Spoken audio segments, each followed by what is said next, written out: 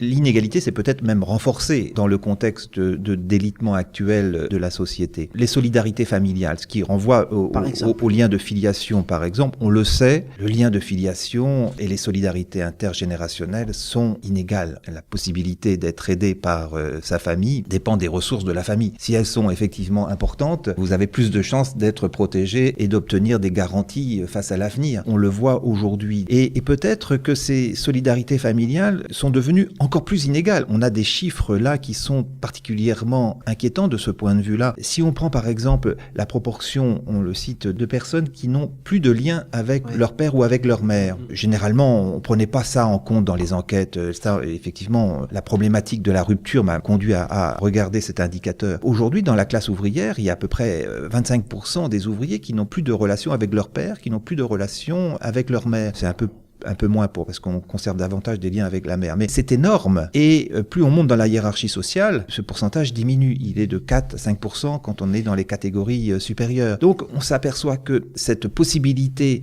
de pouvoir bénéficier du soutien familial en cas de coup dur, c'est quelque chose de très inégal et qui va renforcer encore les autres inégalités d'ordre économique, par exemple.